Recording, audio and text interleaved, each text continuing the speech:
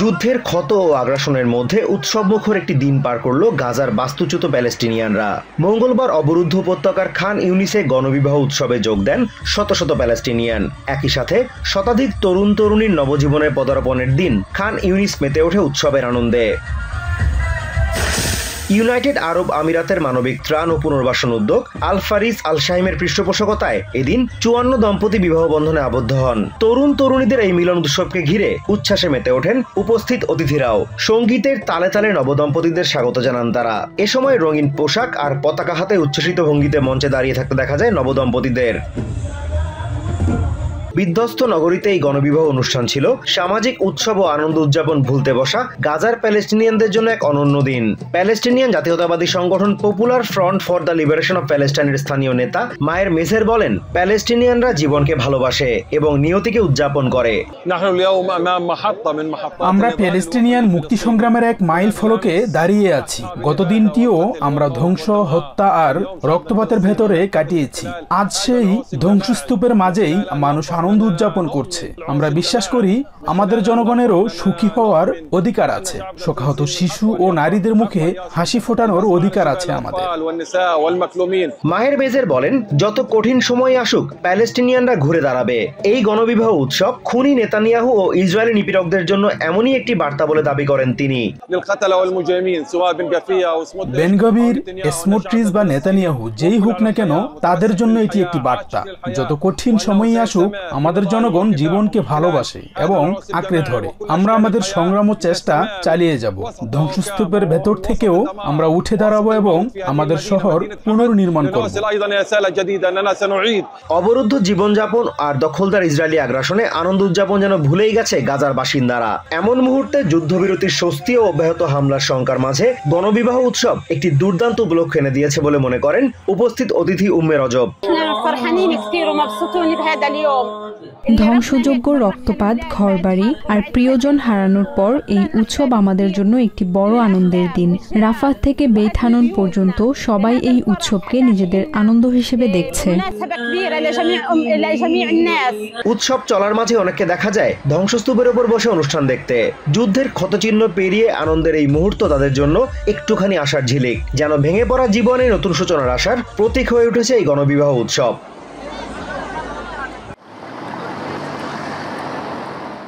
সংস্কার কাজ শেষে ১৭ ও ১৮ শতাব্দীর ইটালিয়ান এবং স্প্যানিশ চিত্রকর্মের নতুন একটি গ্যালারি উন্মোচন করা হয়েছে প্যারিসের বিখ্যাত লুভ মিউজিয়ামে। পাশাপাশি গ্যালারি অব দ্য ৫ কন্টিনেন্টস নামে নতুন আরেকটি গ্যালারি উদ্বোধন করা হয়েছে। সংস্কার করা গ্যালারিতে বার্তোলোমে এস্তেবান মুরিও সহ বোরাক যুগের বিখ্যাত সব স্প্যানিশ শিল্পীদের চিত্রকর্ম রাখা হয়েছে। লুভ কর্তৃপক্ষ বলছে, গ্যালারি অব দ্য ৫ কন্টিনেন্টস তৈরির মূল উদ্দেশ্য আফ্রিকা, আমেরিকা, এশিয়া, ইউরোপ ও ওশানিয়া এই ৫ মহাদেশের সংস্কৃতির মেলবন্ধন ঘটানো। গ্যালারিটিতে ৫ মহাদেশের ২০০ শতাধিক ভাস্কর্য প্রদর্শন করা হয়েছে। এই ভাস্কর্যগুলোর কিছু কিছু লুভের সংগ্রহে আগে থেকেই ছিল, বাকিগুলো ব্রনলি জাক শিরাক মিউজিয়াম এবং গিমে মিউজিয়াম অফ এশিয়ান আর্ট থেকে আনা হয়েছে। এই জায়গা নতুনভাবে সাজানোর জন্য কে ব্রনলি এবং লুভ কর্তৃপক্ষ একসাথে বসে পরিকল্পনা করেছে। তাদের লক্ষ্য ছিল এমন কিছু করা যেন এই শিল্পকর্মগুলোর মধ্যে অদৃশ্য যোগসূত্র তৈরি করা যায়। ফলে এখন এই গ্যালারি ৫ মহাদেশের গ্যালারিতে পরিণত হয়ে মানব সৃষ্টির বিস্তৃত দিক তুলে ধরবে। এই গ্যালারির অন্যতম আকর্ষণ চিলির ইস্টার আইল্যান্ড থেকে আনা অখণ্ড পাথরের তৈরি রাপা নুই মোয়াই মাথার ভাস্কর্য। এটিকে মুখোমুখি রাখা হয়েছে প্রাচীন ইজিপ্টের ফারাও যুগের সার্কোফাগাসের সাথে, ঠিক যেন দুই মহাদেশের দুই শিল্পকর্ম পরস্পরের সাথে খোশ গল্পে মেতে আছে। অক্টোবরে লুভে ভয়াবহ চুরির পর বিশ্বখ্যাত এই মিউজিয়ামটির নিরাপত্তা নিয়ে প্রশ্ন ওঠে। গ্যালারিগুলোর সংস্কারের সময় নিরাপত্তা ব্যবস্থা ঢেলে সাজানো হয়েছে বলে জানান লুভের কিউরেটর শার্লট শাস্তেল রুশো। সব চিত্রকর্ম খুলে নিয়ে সেগুলো সংগ্রহশালায় পাঠিয়ে সেগুলো পরীক্ষা করা, ধুলো ঝেড়ে ফেলা, ছোটখাটো মেরামত করা আর বড় ধরনের পুনর্নির্মাণের সিদ্ধান্ত নেওয়া আমাদের এই সংস্কার কাজের অংশ ছিল। এর পাশাপাশি সব প্রযুক্তিগত সরঞ্জাম, নিরাপত্তা ব্যবস্থা, আলো, ঝুলিয়ে রাখার কাঠামো এসব আবারও পরীক্ষা করা এবং দেয়াল পুনরায় রং করা হয়েছে। সাম্প্রতিক বছরগুলোতে লুভ মিউজিয়ামের বিভিন্ন গ্যালারিতে বিস্তৃত পরিসরে সংস্কার কাজ হয়েছে। মোনালিসার জন্য বিখ্যাত গ্যালারি সাল দে জেতাত বা হল অফ স্টেটের আকার বড় করতে 2019 সালে সংস্কার কাজ করা হয়। সংস্কারের পর অ্যাপোলো গ্যালারি 2020 সালে পুনরায় উন্মুক্ত করা হয় দর্শনার্থীদের জন্য। ইউক্রেন রাশিয়া যুদ্ধ বন্ধের বিষয়ে রুশ প্রেসিডেন্ট ভ্লাদিমির পুতিনের সাথে ট্রাম্প প্রশাসনের বিশেষ দূত স্টিভ উইটকফের বৈঠক আশানুরূপ হয়নি। বুধবার ক্রেমলিন জানিয়েছে ওই বৈঠকে আমেরিকার কিছু প্রস্তাব মেনে নিলেও বেশ কিছু প্রস্তাব নাকচ করে দিয়েছেন পুতিন। গণমাধ্যমে এমন খবর প্রকাশের পর অনেক ইউক্রেনিয়ান এই বৈঠক থেকে খুব বেশি আশা করছিলেন না বলে জানান। তবে আলোচনা শুরু হওয়ায় কিছুটা হলেও স্বস্তি প্রকাশ করেন তারা। আমার মনে হয় কিছু পদক্ষেপ নেওয়া হয়েছে এবং এখন আমাদের এগিয়ে যেতে হবে। দেশের স্বার্থ রক্ষা করা অবশ্যই জরুরি, তবে একই সাথে প্রস্তুত থাকতে হবে, কারণ চূড়ান্ত সিদ্ধান্তটি সম্ভবত কঠিন হতে পারে। তবে ইতিবাচক দিক হলো আমরা অন্তত এগুচ্ছি। কেউ কেউ অভিযোগ করেন পুতিন ও ট্রাম্প আলোচনার নামে নিজেদের লাভের বিষয়টি খতিয়ে দেখছেন। যুদ্ধ বন্ধের আলোচনার নামে এই দুই নেতা কে কতটা লাভ করবেন ব্যবসায়ীদের মতো সেই বিষয়টি নিশ্চিত করার চেষ্টা করছেন বলে দাবি তাদের। তারা ব্যবসায়ীদের মতো দর কষাকষি করছে। তারা চেষ্টা করছে নিজেদের জন্য লাভজনক কোনো একটা সমাধানে আসতে। আমার মনে হয় এই আলোচনার বিষয়ে এখনই কিছু বলা উচিত হবে না, কারণ মুখোমুখি আলোচনা সবে শুরু হলো। হয়তো সমাধান বের হতে আরো কয়েক মাস লেগে যেতে পারে। তবে পুতিন চাইলে আরো কয়েকদিন এই যুদ্ধ চালাতে পারবেন, কারণ তার অঢেল সম্পদ রয়েছে। কেউ আবার রাগঢাক না করেই চলমান সংঘাত নিরসনের সবচেয়ে বড় বাধা হিসেবে প্রেসিডেন্ট ট্রাম্পের নাম বলে ফেলেন। কোন ইউক্রেনিয়ান তো ট্রাম্পের মানসিক সুস্থতা নিয়ে প্রশ্ন তোলেন। ট্রাম্প যতদিন আছেন আমার মনে হয় ততদিন কিছুই সমাধান হবে না। ট্রাম্প এমন একজন মানুষ যার মানসিক ভারসাম্য বলতে গেলে হারিয়েই গেছে। তিনি বুঝতেই পারেন না কে কাকে আক্রমণ করেছে, ইউক্রেনে কি ঘটছে। তিনি একেবারেই এসব বোঝেন না। মঙ্গলবারের আলোচনায় কোনো সমঝোতা না হলেও ক্রেমলিন জানিয়েছে চলমান সংকট নিরসনে সব ধরনের আলোচনার জন্য সর্বদা প্রস্তুত মস্কো। আগামী অর্থ বছরের জন্য নতুন বাজেট অনুমোদন করেছে সৌদি আরব। 2026 সালের জন্য 1.34 ট্রিলিয়ন রিয়াল বা 306 বিলিয়ন ডলারের বাজেট ঘোষণা করা হয়েছে। মধ্যপ্রাচ্যের বৃহৎ জিডিপির দেশটি এবারও তেল নির্ভর অর্থনীতির উপর শতভাগ নির্ভরতা কমানোর ধারাবাহিকতা ধরে রেখেছে। চলতি বছর রিয়াদের 1.34 ট্রিলিয়ন রিয়ালের বাজেটে ঘাটতি ছিল 245 বিলিয়ন রিয়াল। সংশোধিত বাজেটে নতুন বছরের জন্য ঘাটতি ধরা হয়েছে 165 বিলিয়ন রিয়াল বা 44 বিলিয়ন ডলার। এই ঘাটতি মূলত শিল্প উৎপাদন, পর্যটন ও খনিজ খাতে বিনিয়োগ বাড়ানোর কারণে, যেসব খাত থেকে পূর্ণ মাত্রায় রাজস্ব আহরণ শুরু হতে আরো কয়েক বছর সময় লাগবে। তেলের ওপর নির্ভরতা কমানোর লক্ষ্যে 2016 সালে সৌদি ভিশন 2030 পরিকল্পনার ঘোষণা দেন প্রিন্স মোহাম্মদ বিন সালমান। এর লক্ষ্য রাষ্ট্রীয় বিনিয়োগের মাধ্যমে শিল্প, পর্যটন, লজিস্টিক্স ও অন্যান্য তেল বহির্ভূত খাতে দেশটির অর্থনীতির সম্প্রসারণ করা, যার তৃতীয় ধাপ শুরু হচ্ছে 2026 সালে। ভিশন 2030 এর তৃতীয় ধাপে অর্থনৈতিক সংস্কারের টেকসই প্রবৃদ্ধি জোরদার করা দেশটির লক্ষ্য। এর জন্য শিল্প খাতে রপ্তানি বাড়ানোর উপর জোর দিচ্ছে দেশটি। ইতোমধ্যে তেল বহির্ভূত রপ্তানিতে দেশটির উল্লেখযোগ্য অগ্রগতি হয়েছে বলেও জানান অর্থমন্ত্রী মোহাম্মদ আল জাদান। শিল্প রপ্তানি শুরু হওয়া বিশাল অগ্রগতি। আমি নিশ্চিত যে এটি কেবল শুরু। যে কোনো শিল্প চক্র উৎপাদন ও রপ্তানি শুরু হতে কিছুটা সময় নেয়। গত 3 বা 4 বছরের প্রচেষ্টার প্রভাব মাত্র শুরু হয়েছে। এই শুরুটি তেল বহির্ভূত রপ্তানি বৃদ্ধিতে বড় পরিবর্তনের প্রতিনিধিত্ব করবে। মোহাম্মদ আল জাদান আরো বলেন, আগামী কয়েক বছর শিল্প, পর্যটন, পরিবহন, সরবরাহ এবং প্রযুক্তি খাতে আরো বেশি গুরুত্ব দেওয়া হবে। তেল নির্ভরতা কমিয়ে আগামী প্রজন্মের জন্য শক্তিশালী ও টেকসই অর্থনীতি রেখে যাওয়া ভিশন 2030 এর লক্ষ্য বলে জানান তিনি। এবারের বাজেটে রাজস্ব লক্ষ্যমাত্রা ধরা হয়েছে 1.15 trillion Real.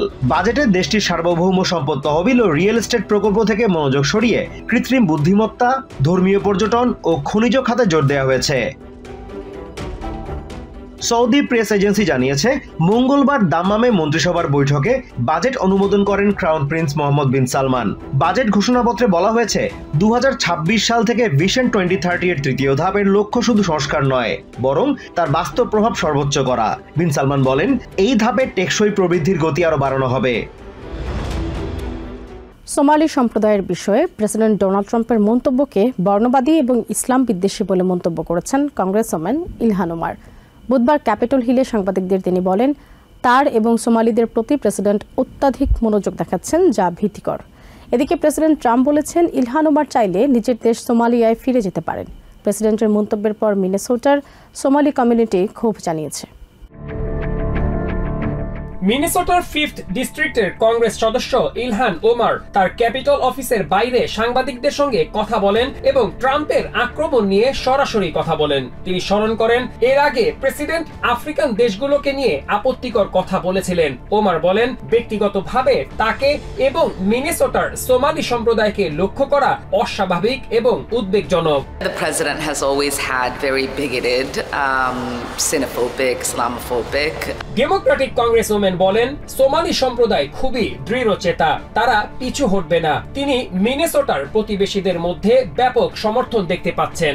I mean, the Somali community is very resilient. We're very strong.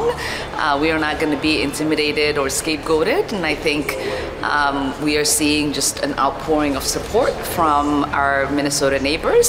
মঙ্গলবার প্রেসিডেন্ট ডোনাল্ড ট্রাম্প ক্যাবিনেট বৈঠকে সোমালিদের আবর্জনা বলে মন্তব্য করেন। তিনি বলেন, তারা সোমালিদের আমেরিকায় দেখতে চান না। বুধবার হোয়াইট হাউসের এক অনুষ্ঠানে তিনি ইলহান ওমার এবং সোমালিদের সমালোচনা করেন।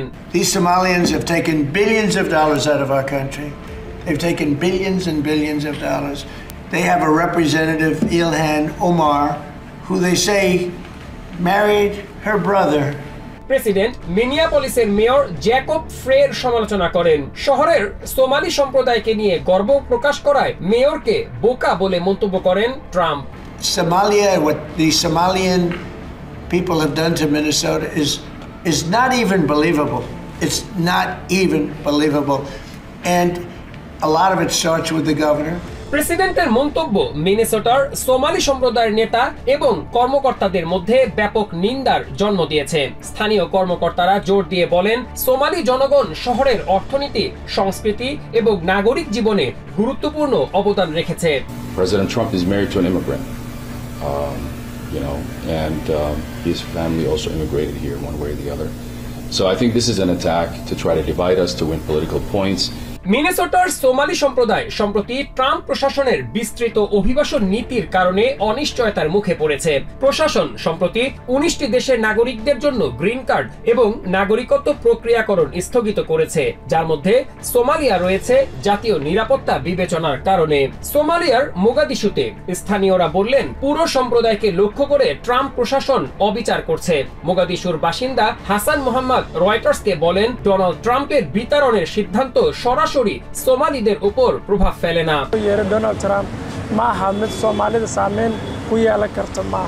টোগোর লোমেতে এই বিধিনিষেধ পর্যটন ও ভ্রমণ শিল্পে তাৎক্ষণিক প্রভাব ফেলে। অ্যালটিটিউড ট্রাভেল এজেন্সির ম্যানেজার সুমানু রেইনি বলেন, টোগোর নিষেধাজ্ঞার পর আর কোনো ভিসা আবেদনকারী নেই। এটি মূল আয়ের অংশে ইতিমধ্যেই প্রভাব ফেলেছে।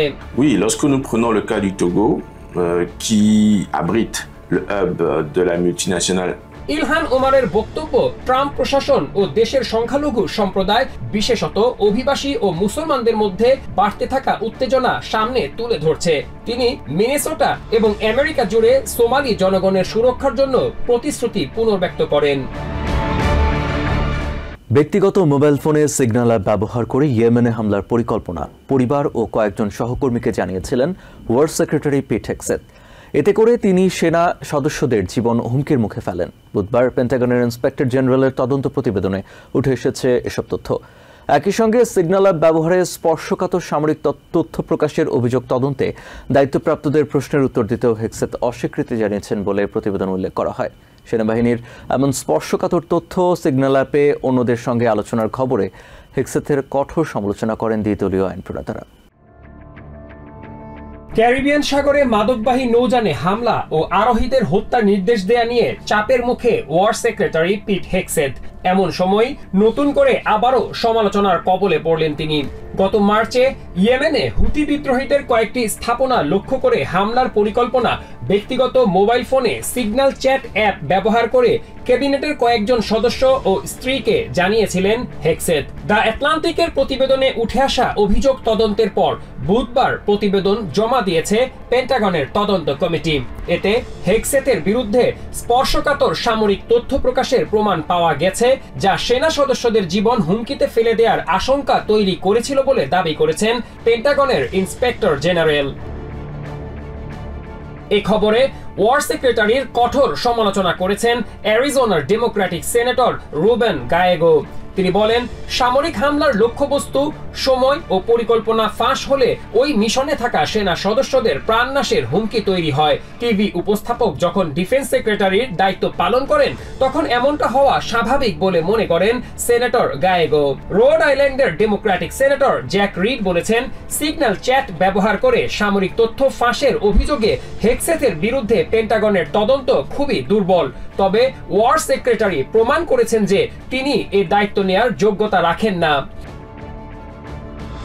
স্পর্শকাতর সামরিক তথ্য প্রকাশের জন্য পিট হেগসেথকে ডিফেন্স সেক্রেটারি হিসেবে অযোগ্য আখ্যায়িত করেছেন অ্যারিজোনার ডেমোক্রেটিক সেনেটর মার্ক কেলি। হেগসেথের এমন আচরণকে বেপরোয়া আখ্যায়িত করেছেন টেক্সাসের রিপাবলিকান কংগ্রেসম্যান মাইকেল ম্যাককল। দায়িত্ববান কর্মকর্তাদের এমন কাণ্ডজ্ঞানহীন কর্মকাণ্ড বন্ধ করে আরো নিরাপদ উপায়ে সামরিক তথ্য আদান প্রদান নিশ্চিত করতে কংগ্রেসকে আরো কঠোর নজরদারি করার আহ্বান জানান তিনি।